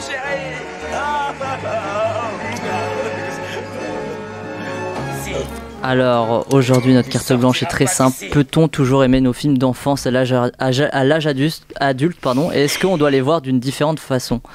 Rapidement, chacun autour de la table. Ça dépend. Merci Blanche, c'était concis. En vrai, parce que on parle, là, tu passais The Mask, ouais. Je l'ai revu il y a 1 ou 2 ans, je sais plus. Ouais, et t'étais déçu? Déçu parce qu'il est extrêmement sexy. Enfin, vraiment, ouais. je trouve c'est choquant. Vraiment, et quand j'étais petit, je le regardais, mais je m'en doutais pas. Tranquille. Mais maintenant, en le regardant, je fais waouh, ah ouais. Enfin, ça passerait tellement pas, et heureusement d'ailleurs, mais bon. Voilà, donc là, déçu pour le coup. Gaël? Moi, je pense qu'on peut continuer à les aimer, mais c'est sûr à 1000% qu'il y a un autre regard et que, évidemment, c'est ce regard-là, justement, que disait Raph, qui me gêne, c'est que maintenant, j'ai l'impression que presque tous les films de l'époque étaient méga sexistes, racistes, etc. Et que du coup, quand on les voit maintenant, on peut pas faire comme si juste on les aimait. On les aime, mais on a des précautions et on les conseille pas de la même façon, etc. Marie? En fait, je suis d'accord avec Gaël, on aura forcément un regard différent avec tout ce qu'on a engrangé dans notre culture en grandissant, mais on les aime toujours, ouais, c'est ça, mais en ayant conscience de ce qu'ils sont et des défauts qu'ils ont et en étant alerte. Jules? Je pense pareil que Raph et Gaël. D'un point de vue idéologique, au niveau des valeurs, je pense que oui, on peut ne pas aimer des films qu'on aimait à l'époque. Après, au niveau, comme j'ai parlé de Space Jam, les acteurs sont nuls, c'est moche, ça, on s'en fout. Faut être un connard pour plus aimer le film pour ça, quoi. Mais vous reprenez toujours autant de plaisir à les revoir, bien du coup, sûr. ces films-là? Pas tout le temps, toujours autant. Des fois, il faut mieux le cristalliser. Ah oui, c'est ça. Moi, j'ai rarement été déçue quand même. Très bien. Est-ce que vous savez, vous connaissez le film préféré d'Amélie qui s'occupe de la vidéo aujourd'hui? Moi, je pense que je sais pas pourquoi que c'est Pirates des Caraïbes. C'est comme on avait dit celui d'Arnaud, on va dire celui d'Amélie aussi. C'était une carte blanche rapide, mais on avait un programme chargé. Aujourd'hui, avant de passer au quiz, on reçoit Virginie Thébeuf et Maxime Nougier, étudiants en cinéma à Polva, qui vont nous parler de la 3e séance Ciné Campus de l'année. On s'écoute leur bande-annonce. Ciné-Campus présente. Ciné-Campus présente Frida de Sophie Témor le 2 mars à 20h30 au cinéma Utopia. Magnificent. Frida, pourquoi il faut aller te voir? Tired of answering that question. Because we wanted to. Just killing time. Anyway, I just don't think he's completely apolitical, that's all. Voilà de super raisons de venir voir ce film. Fine. Et Diego sera là? Hijo de puta! D'accord. That model, huh? Yes. I've given more affection in a handshake. Too bad. She had such a great ass. Diego, qu'est-ce que tu penses du film? She's much better than me. It's practically a letter of recommendation. La séance, c'est le 2 mars à 20h30 à l'Utopia. They are never gonna know what hit them. Nous avons hâte d'y être. Oh yes, I can. Give it to me! Give me back my fucking leg! I'm going to my exhibition. Frida. I've waited for a show in my own country my whole life. I'm not going to miss it. Et ça a suivi d'un super débat animé par Céline Bernard. Oh, come on. I'm not looking for your compliments. I want a serious critique. Our work is acid and tender, hard as steel, and fine as a butterfly's wing. Shut up, Anson. Who died? Where is the music? Salías del melodía llorona cuando al pasar yo te vi. Salías. Ciné-Campus est une programmation de la licence études cinématographiques et audiovisuelles de l'Université Montpellier 3 en partenariat avec le cinéma Utopia, le centre culturel, la bibliothèque universitaire et Radio Campus. Bonsoir Virginie, bonsoir Maxime. Bonsoir. Bonsoir. Ça va, vous allez bien ce soir? Ça va, ouais. Ça va. Est-ce que vous pourrez rappeler rapidement ce qu'est Ciné-Campus? Donc Ciné-Campus, à la base c'est un TD qu'on a fait en filière cinéma, et donc en fait il s'agit d'une programmation en partenariat avec le cinéma Utopia. Donc chaque année en fait ils choisissent une thématique, et en fait on organise une programmation avec des films qui justement sont compris dans cette thématique. Alors ce soir vous venez nous présenter Frida, qui parle de... Frida Kahlo. Bien évidemment. De quoi ça parle du coup? C'est un biopic, c'est ça? Oui, c'est un biopic du coup sur Frida Kahlo, et du coup ça parle de tout son univers, donc de la peinture, de sa sexualité aussi, de son mariage avec Diego Rivera, et voilà. C'est avec Salma Hayek du coup. C'est ça, oui. Pourquoi vous avez choisi ce film-là du coup? Parce qu'en fait du coup on devait choisir 3 films, et en fait il était sur Netflix et tout simplement il y en avait plein qui ne l'avaient pas vu, et on s'est dit que c'était un bon film pour l'art, parce que parce qu'il y a une thématique dans Ciné-Campus. C'est ça, et c'est l'art justement, et en fait on voit vachement ses peintures et c'est vachement mis en relation avec le cinéma. En fait, faudra voir le film pour voir comment c'est mis en relation, et c'est très bien mis en relation, je le trouve. Il y a un débat qui est organisé après le film, donc l'intervenant, qui est-ce? Alors, on a 2 intervenantes. D'accord. On a une comédienne qui a joué Frida sur scène en fin d'année dernière, qui s'appelle Céline Bernard, pardon. Et on a une autre intervenante qui est enseignante doctorante à Paul Valéry, et en art plastique, et qui s'appelle Victoria... Jukovic. Et du coup, ça sera quoi à la fin? Ça sera des questions, des réponses? Oui, ça c'est un débat avec ces 2 intervenantes, et pour parler de l'art de Frida, et de qu'est-ce que c'est qu'être une artiste engagée ou féminine. La projection, c'est lundi. Il y a Paul va au cinéma qui commence en même temps. Vous n'avez pas peur de cette concurrence-là? Alors là, le problème qu'on a en fait, c'est qu'il n'y a même pas de concurrence, parce que en face, on a quand même Psychonautas avec la venue du réalisateur. Ouais, c'est vrai.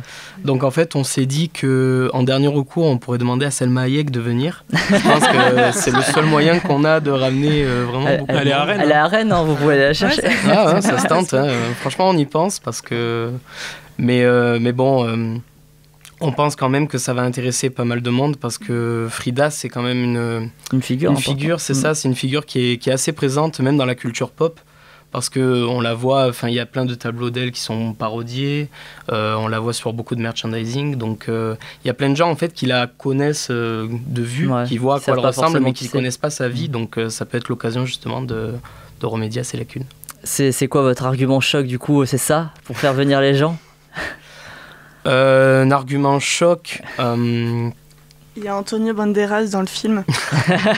Voilà. Ça, il n'est pas dans l'autre film Apple Voice. Voilà, c'est vrai que...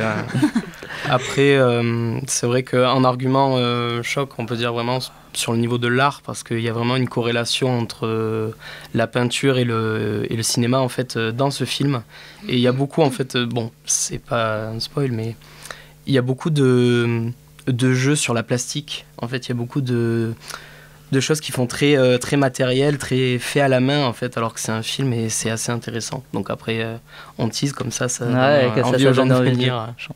Vous pouvez nous rappeler du coup où ça se passe, quand ça se passe, combien ça coûte? C'est au Cinéma Utopia lundi 2 mars à 20h30 et ça coûte 6,50 € je crois pour les personnes qui ne sont pas étudiantes. Pour les étudiants c'est 4 € et c'est pour ceux qui ont le tarif Youth c'est 3,90 €. Et on peut retrouver toutes les infos sur la projection ou ça sur la page Facebook Ciné Campus. Très bien. Merci beaucoup en tout cas d'être venu sur le plateau de Cinéma Show. Est-ce que vous restez avec nous pour le quiz? Oui. Ça vous dit? En plus vous êtes venus en nombre, ils vont pouvoir vous aider. Du renfort, il y a toute l'équipe qui est là. Donc c'est parti pour votre jeu préféré quand vous étiez petit, le quiz de Marie et Raph. The game is on.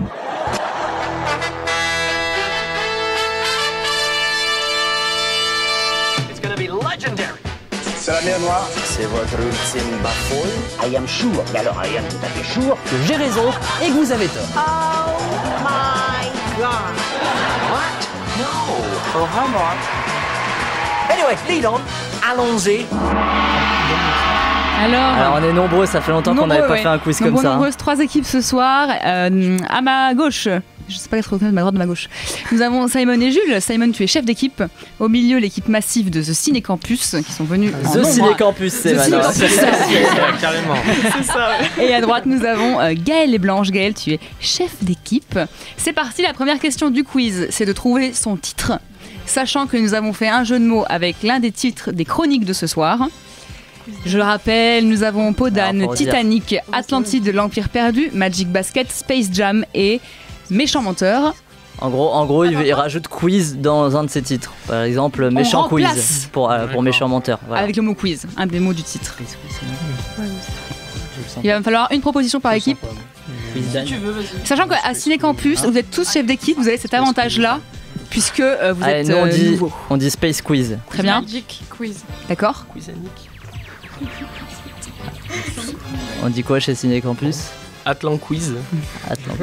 Eh bien, tout le monde a perdu puisque c'était Quiz Dan. Nous trouvions ça très Jules, t'es chiant. 0 point pour personne. Et voilà. Prenez vos casques, ça va aller vite. Ouais. Dans quelle œuvre on entend cette chanson? Fonctionne à l'instant.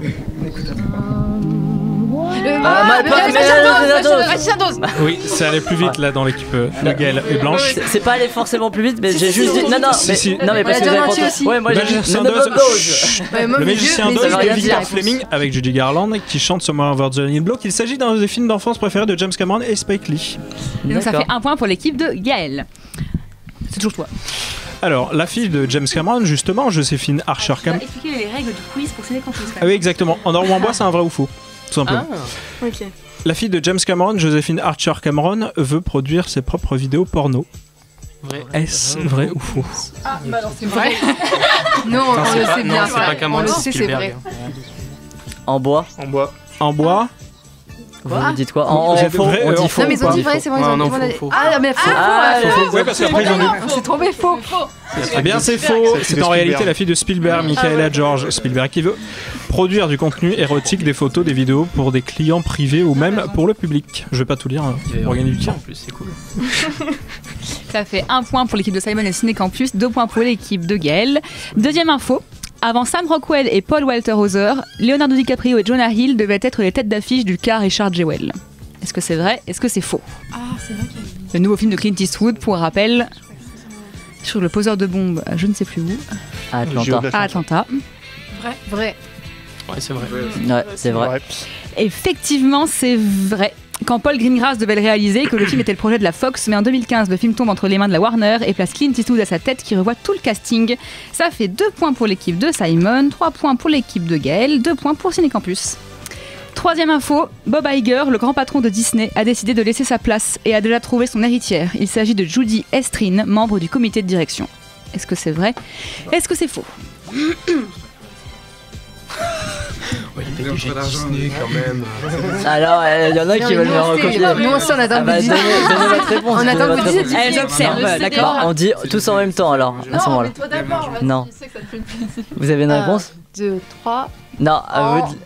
Allez, dites, il n'y a pas beaucoup de temps. Bon, Nord, c'est bon. Ah bon ? Et vous dites quoi?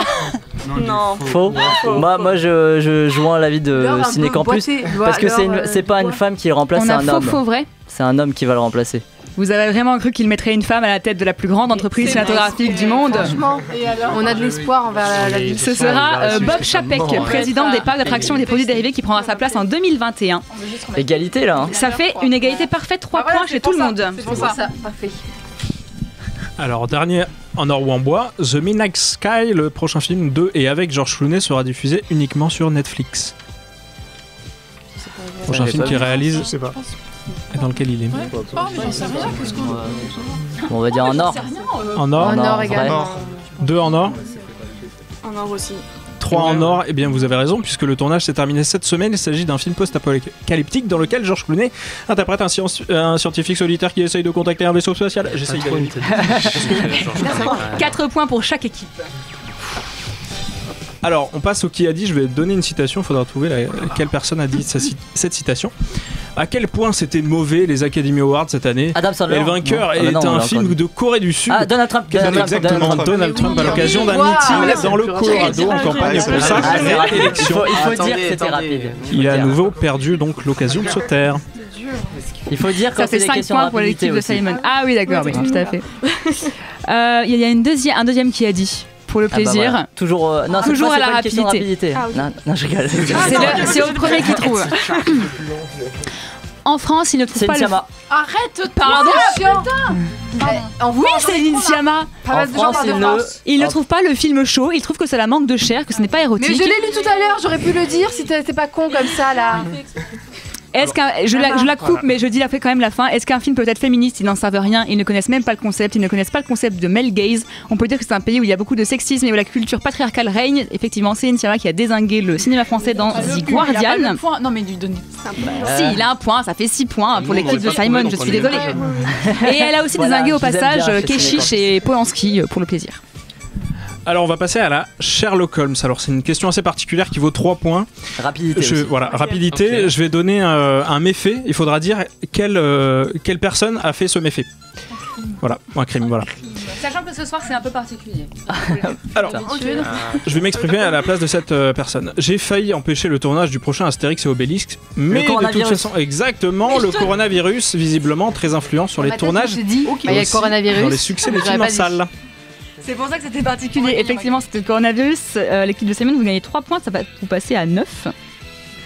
Ce qui est pas mal. Bravo à vous. Ouais. Bon, quiz spécial quoi? Les films d'enfance. Évidemment, quiz spécial film d'enfance. On n'est pas du tout originaux. On a posé la question Marianne. Ton moment là. Non, je suis désolée. Première question qui s'appelle Une réplique, un film. Prenez vos casques. Vous allez devoir trouver le film dans lequel on entend cette réplique. C'est le livreur, monsieur. J'amène votre pizza.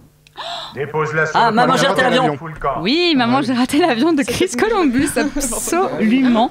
10 points pour l'équipe de Simon. Vous avez de la chance, j'ai failli passer cette scène en intro au début. Alors, on passe à la Merci le Québec. Je vais donner le nom d'un film au Québec. Il faudra trouver le nom du film en France. Toujours rapidité. Okay. Une vie de bestiole. Comme des bêtes? Non. Mille une patte. Exactement, Mille une patte de John Lasseter. Excellent, Mille une patte. Sous-côté.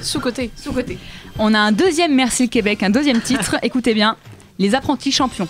Ah, les petits champions? Non. Non. Les apprentis champions. Non. Les Goonies? Non. Les apprentis champions. C'est un film sur le sport. Ouais. Hollywood Thomas. Non. Attends, qu'est-ce qu'il y a comme film de sport? Olivier Tom. J'ai dit Olivier Tom il y a une seconde. J'entends pas, il y a le décalage horaire. Non. Magic Basket? Ah bah non, c'est un film qu'on n'a pas cité ce soir. D'accord, avec des enfants. Du tout même. Non, pas avec des enfants, non. Pas avec des enfants. Non, avec des adultes. Scooby-Doo. Avec une équipe d'adultes. Scooby-Doo. Une équipe de 4 adultes. Ça peut vous aider derrière vous. Regardez derrière vous tous. Derrière. Ah oui, Rasta Rocket. Exact. Égalité. Alors là, oui, c'était vraiment en même temps Rasta Rocket de John Turteltaub parce que c'est un petit clin d'œil à l'enfance d'Antoine. C'était son film d'enfance. Ah, c'est mignon. Et vous passez à 6 l'équipe de Gaël, 11 l'équipe de Simon. On passe au pas tourné. C'est une question à 5 propositions. Vous avez le temps de répondre. Chacun donne sa réponse. Quel film de notre enfance n'aura pas le droit à son remake? 5 propositions.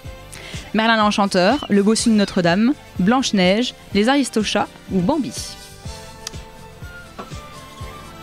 Redis-les. Tu n'auras pas dans le futur du coup. Exactement. Merlin l'Enchanteur, Le Bossu de Notre-Dame, Blanche-Neige, Les Aristochats ou Bambi. Il y en a qu'un Il n'y en seul. a qu'un qui n'aura pas le droit à son remake dans le futur. Sachant qu'il y a déjà eu des remakes. Bah ouais, dans ça. le futur d'avant. Exactement. Futur d'avant, ouais. Mais ça, donc on les compte pas. Ah, c'est vraiment dans le futur. En Oui. 2021, vont se faire chacun de ces films. Bah peut-être pas en 2021, mais j'ai pas les dates exactes, hein, excuse-moi. Ça aussi, je pense que oui. Parce que Bambi sont Redis-les une dernière fois. Merlin l'Enchanteur, Le Bossu de Notre-Dame, Blanche-Neige, Les Aristochats et Bambi. Nous on dit Merlin l'Enchanteur. D'accord. Alors, les autres équipes, rapidement. Il va me falloir une réponse rapide. Blanche-Neige. Blanche-Neige, très bien. Et Ciné Campus. Bambi. Ah bah c'est bien, c'est différent comme ça.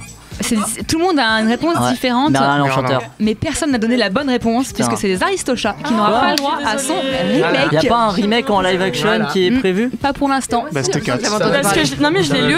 D'ici un mois. Alors, Moi j'ai lu qu'il on voulait passe à une autre question. Casting 5 étoiles. Alors je vais donner le casting d'un film en commençant par la personne la moins connue. Et du coup, à la personne la plus connue, il faudra retrouver le film. Ça va. Rapidité, exactement. Film d'enfance. Ernie Hudson, William Atherton, Annie Potts, Rick Moranis, Sigourney Weaver. Folle histoire. SOS Phantom, exactement, de Ivan Reitman. Mais je me disais, Ernie Hudson, c'est trop connu. Ça pouvait pas être ça, en fait. Mais personne ne connaît ça à part toi, Simon. Oui, j'allais dire personne ne connaît ce nom à part toi, Simon. Bah, On a dit en France, ça suit la personne tout à l'heure. C'est le noir. Les gens disent ça. Le noir. Les gens disent le noir. Bah oui, mais il faudrait connaître son nom. Malheureusement. Ça fait 12 points pour l'équipe de Simon. On passe à la dernière question du quiz spécial, question de musique de film. Prenez vos casques. Rapidité toujours. Rapidité, dans quel film peut-on entendre cette musique? Bambi. C'est bon. Absolument, Bambi, une musique qui a traumatisé beaucoup de personnes. Et ça fait un point pour l'équipe de Gaël, 7 points. On arrive au duel time. Petit point sur les scores là. On est à 12 pour l'équipe de Simon, 7 pour l'équipe de Gaël, 4 pour Ciné Campus. Attention, vous pouvez encore gagner. Hein. Simon, tu es en tête, sachant que nous allons vous proposer des questions auxquelles chaque chef d'équipe vont devoir répondre. Donc Gaël, Simon et vous tous ensemble, vous avez cet avantage. Cool. Sachant qu'il y a 3 thèmes et que Simon a la privilège de choisir son thème en premier puisqu'il a le plus de points. Vas-y. Si vous gagnez 5 points. Si vous perdez 5 points. Simon, tu as le choix entre enfant acteur, VHS ou chronologie. Ah, j'hésite entre le premier et le dernier. Enfant acteur, tu dirais? Ouais, enfant acteur. Très bien. Certains acteurs et actrices très célèbres aujourd'hui ont commencé alors qu'ils n'étaient que des enfants.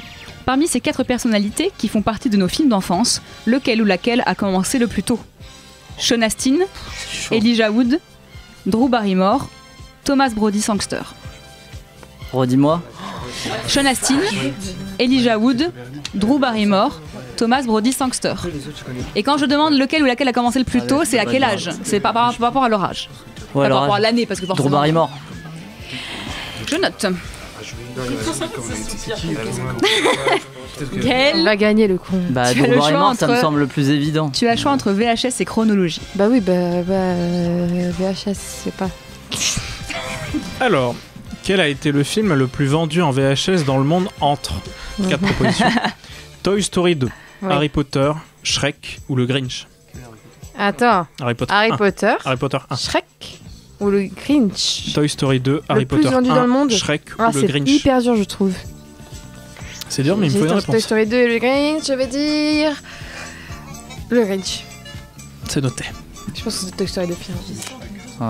Le Grinch, ouais. Et donc, Ciné Campus, vous avez le droit à la question chronologie. Je vais vous donner 4 films de notre enfance. Vous devez les classer dans l'ordre chronologique, du plus vieux au plus récent. 4 films. Ah, c'est gentil. Ouais, vous notez-les. Gremlins. Attends, c'est Gremlins. Jurassic Park. Willow. Et Hook ou la revanche du capitaine Crochet. Finalement, c'est facile ça aussi. Willow et Hook ou la revanche du capitaine Crochet. C'est un film de Ron Howard. Je connais pas Willow. Fantastique. Bah, c'est un film plutôt fantasy, tout ça, connu. Je connais pas. Classez-les du plus vieux au plus récent. Oui. Joaquin Phoenix. Du plus vieux au plus récent. Oui. Celui qui est sorti en premier à celui qui est sorti en dernier. Fais voir. Allez, redis-les une fois. Gremlins, Jurassic Park, Willow et Hook. Ah oui, mais je sais, il est pas Oui, si. Moi, j'aurais mis ça. Le suspense est à son comble. Une réponse rapidement. Bon, de toute façon, perdu pour perdu. Alors, en premier, Willow. Après, Hook. En troisième, Gremlins. Et en dernier, Jurassic Park. Très bien. Alors, nous passons... qui c'est qu'on va dire en premier? Simon? Bah, comme il a la bonne réponse, comme ça on saura, c'est bon. Ouais. Simon Sean Astin a commencé dans les Goonies, il avait 13 ans. Elijah Wood a commencé dans Retour vers le futur 2, il avait 8 ans. Thomas Brody Sangster a commencé dans Love Actually, il avait 13 ans. Mais oui, mais Drew Barrymore, elle avait 5 ans au-delà du réel, 7 ans dans E.T. Tu gagnes 5 points et vous arrivez à 17 points, l'équipe de Simon. On a assuré l'essentiel, les 3 points. Puis les VHS finalement, Gaël. Bah, c'est Toy Story 2, Et c'est Toy Story 2, exactement, avec 16 millions. Mais le Green, c'est pas assez connu. 600 000. Mais je sais pas, après d'un coup j'ai un petit... On va passer en moins 1. Non, c'est moins bon. Donc vous tombez à 2, équipe de Gaël, je suis désolée. Ciné Campus. Le premier film qui est sorti, c'était Gremlins en 84. Puis vous aviez Willow en 88, Hook en 91 et Jurassic Park en 93. C'est juste Gremlins qui s'est glissé là où il fallait pas. Je suis désolée. Vous perdez 5 points, vous arrivez à moins 1. Ah bah c'est pas ça. Mais c'est très bien, c'est très bien quand même. Le plus important, c'est de participer. Simon et Jules. Merci beaucoup pour ce quiz. Petit conseil de la semaine, le retour du 48h, c'est vendredi à 18h30, bâtiment D à l'université Paul Valéry. Voilà, si vous pouvez venir, c'est super. Sinon, c'est pas grave. Merci à toute l'équipe présente ce soir. Tu vois, on vend mieux que Ciné Campus. Hein. Merci à toute l'équipe. Merci à Arnaud pour l'audio. Merci à Amélie pour la vidéo. Merci aussi à Ciné Campus d'être venu nous présenter la séance de Frida qui aura lieu lundi prochain à 20h30 à l'Utopia. J'espère que cette émission spéciale vous aura plu. La semaine prochaine, on revient entre guillemets à la normale avec William. Avec lui, nous reviendrons sur les Césars et de films. Dark Waters de Todd Haynes et Judy de Rupert Gould. On a débuté cette émission avec les Goonies. On retourne voir les Goonies pour la terminer. Le titre de Cyndi Lauper, The Goonies Are Good Enough, composé spécialement pour le film. Bonne semaine à vous. The Cinema Show, c'est tous les mercredis sur Radio Campus Montpellier, mais c'est encore un peu maintenant.